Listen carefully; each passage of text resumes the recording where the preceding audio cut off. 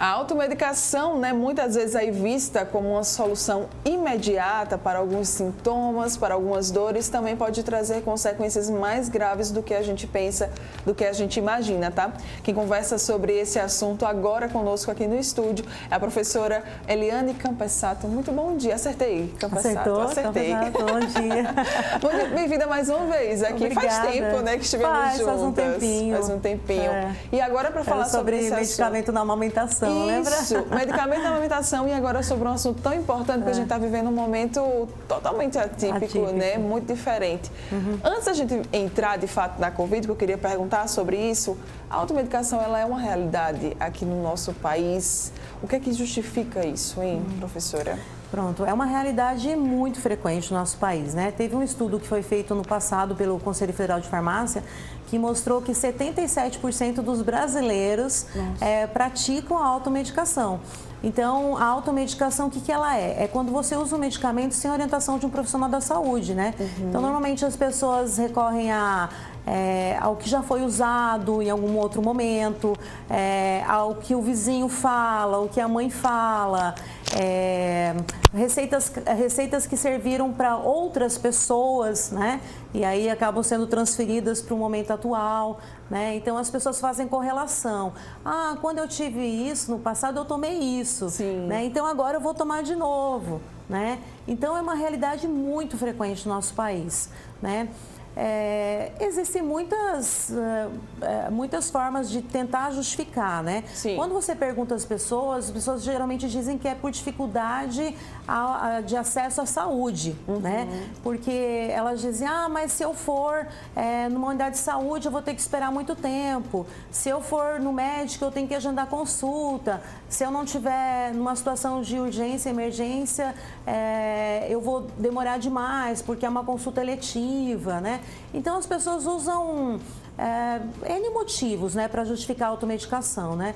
Até um dia eu estava dando uma palestra numa jornada acadêmica, né, e eu perguntei para os alunos o que levava à automedicação. Aí eles responderam, professora, é que a gente aqui, a maioria não tem plano de saúde. Nossa. Então, a gente tem dificuldade de acesso, né? Então a gente acha mais fácil fazer por associação.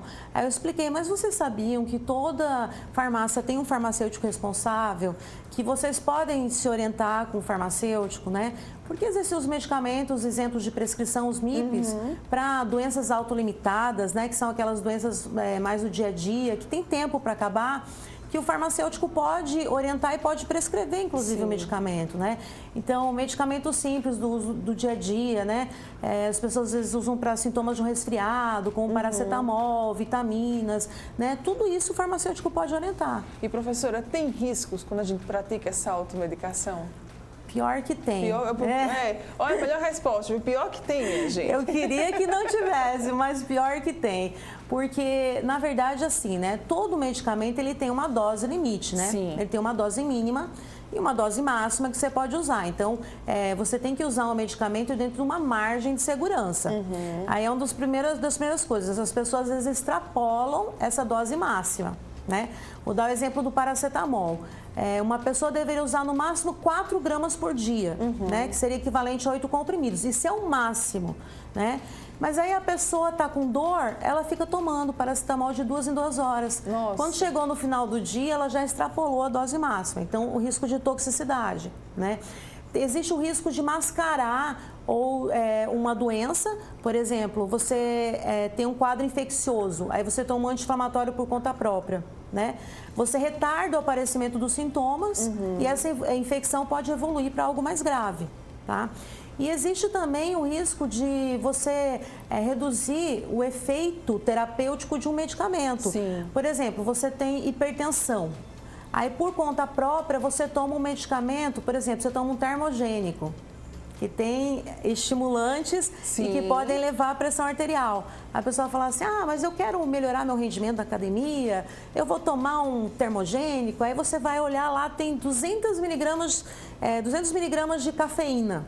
Olha só. E aí a pessoa toma junto chá verde, né? Toma toma café, às vezes é uma pessoa que gosta de tomar café com frequência. Quando você vai ver, a pressão está desregulada, porque a pessoa se né, utilizou o termogênico sem nenhum acompanhamento. Sim. Né?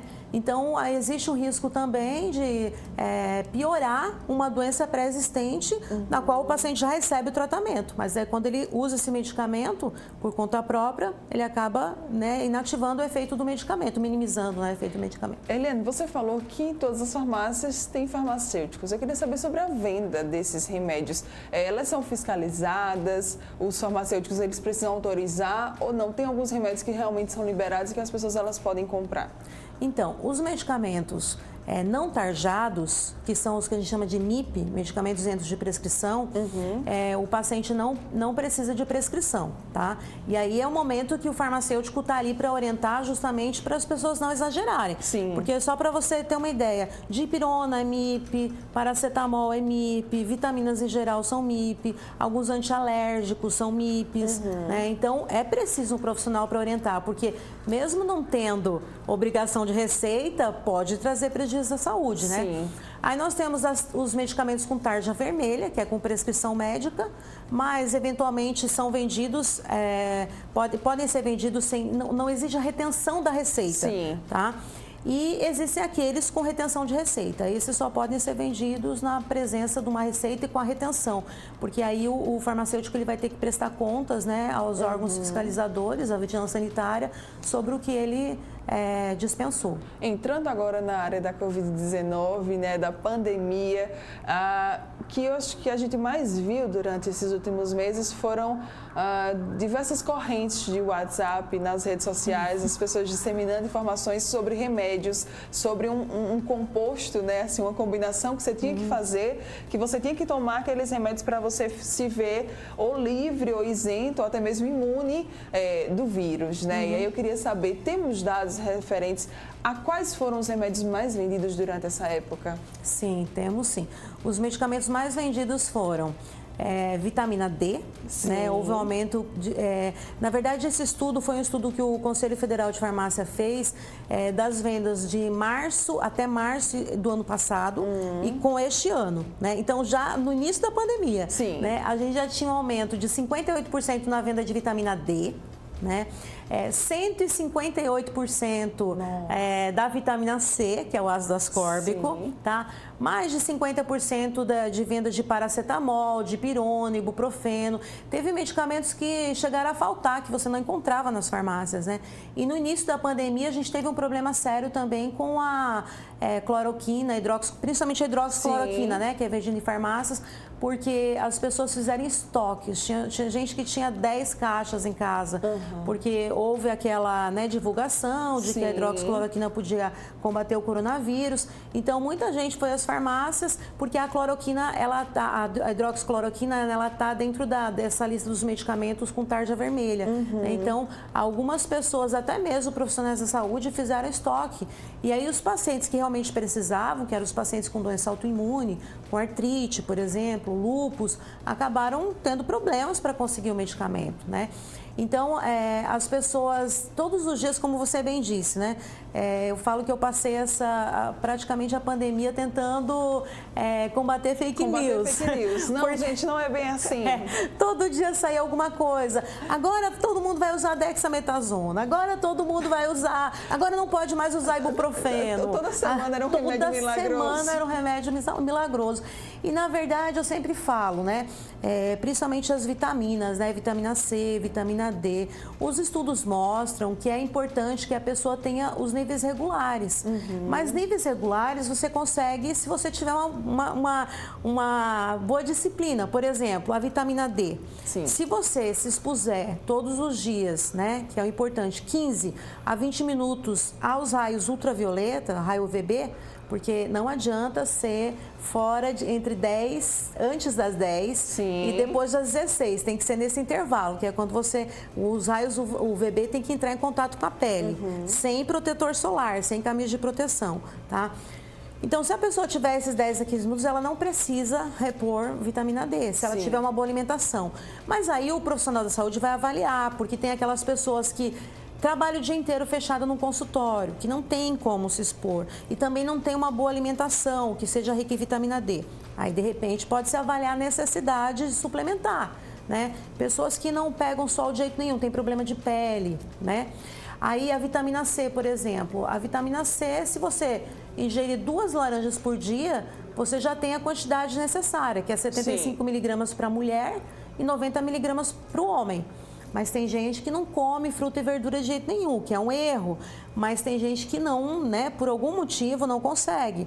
Então, o profissional da saúde vai avaliar a necessidade de repor ou não, né? E esses analgésicos que tiveram também a venda exacerbada, né? A gente tem que ter muita cautela, porque às vezes eu falo o seguinte, ó. Em média, 85% das pessoas que têm Covid-19 têm sintomas leves, imperceptíveis, alguns são assintomáticos, mais de 40% são assintomáticos. Às vezes eles têm dor de cabeça, dor no corpo, sintomas que se assemelham com um resfriado, né? Com uma faringite. E aí a pessoa vai e faz automedicação, se enche de medicamentos. Às vezes ele passaria ileso pelo vírus, né? Mas acaba tendo problemas por causa da automedicação, né? Por causa de tanta substância, né? Da substância, porque assim, ó, 15% só das pessoas vão evoluir para algo mais grave. Desses 15%, 5% provavelmente vão para UTI, que geralmente são do grupo de risco, né? Idosos, diabéticos não controlados, hipertensos não controlados, obesos, né? Que são os pacientes que a gente sabe que hoje que têm maior problema. E aí você vai se automedica com corticoide, por exemplo. Sim. Uma dexametasona, com uma prednisolona, né? Predicin, que as pessoas chamam. Aí o corticoide, se você usar no início da doença, ele é imunossupressor. Ele facilita a vida do vírus. Nossa, gente. Entende? Olha só. E aí a gente tenta explicar isso para as pessoas. O corticoide ele é muito útil, mas quando a pessoa já está na fase inflamatória, que é aquela fase mais grave, né? Então existe o momento certo para você usar cada medicamento, né? Outro medicamento que as pessoas fizeram estoque em casa, antibiótico. Sim, vários. Aí a pessoa usa antibiótico, né? Usa uma azitromicina da vida. Aí a azitromicina, ela tem o poder de destruir as bactérias da flora intestinal. Aí o paciente tem diarreia, o paciente fica susceptível à infecção por outros vírus, porque desequilibra a flora intestinal.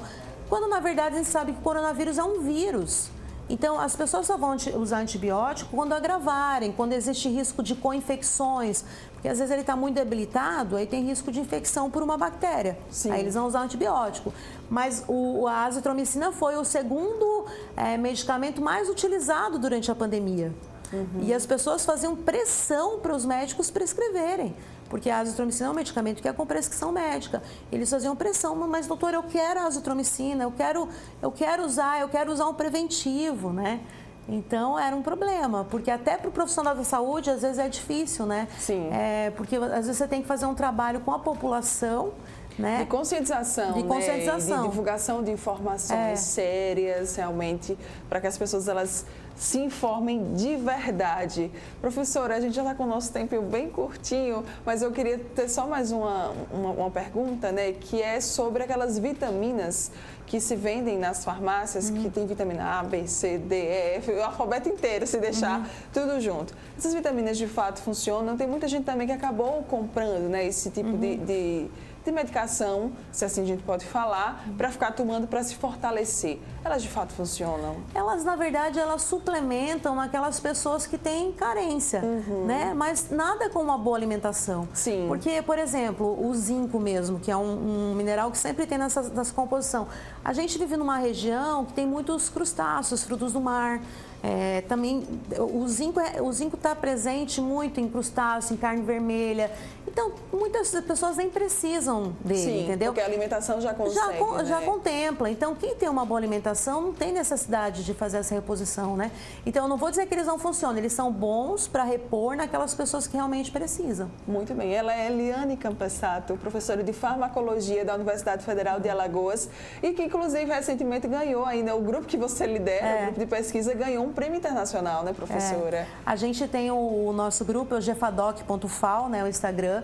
É um grupo que tem desenvolvido um trabalho durante essa pandemia de conscientização a gente pega todos os ensaios clínicos, né? Os estudos científicos que saem sobre determinado medicamento, sobre a doença. Essa semana a gente postou sobre diabetes e Covid-19. Olha só. Semana passada sobre emagrecimento, qual a relação na verdade, da obesidade, né, com a Covid-19. Então, a gente faz todo esse trabalho, né?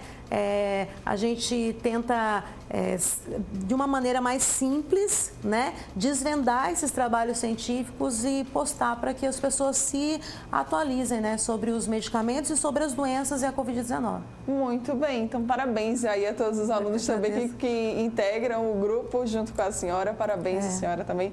Por fazer aí a ciência sempre prevalecer com muita informação séria. Obrigada mais uma vez pela sua participação. Vamos compartilhar aí, né? Contatos, redes sociais, se tiver, pode falar. Pronto, do meu grupo, né? Que é como ela disse, né? Eu agradeço imensamente aos meus alunos que me ajudam o tempo todo. É o gfadoc.fal. Sim. E o meu Instagram pessoal é Eliane. Professora, Eliane Campesato. Campesato com S e com 2 T's. Muito obrigada, professora, mais uma vez. Que agradeço. Sempre maravilhosa. Parabéns, viu? Obrigada. Bom dia. Bom dia. Você que está aqui, ó, ligadinho com a gente, não vai sair daí, porque para a gente fechar o programa desta quarta, vem dica boa para você curtir o seu verão. Se você não gosta de praia, ou se você quer até dar uma variada aí nos destinos, já você vai poder curtir muito Alagoas aqui com a gente. Volto já.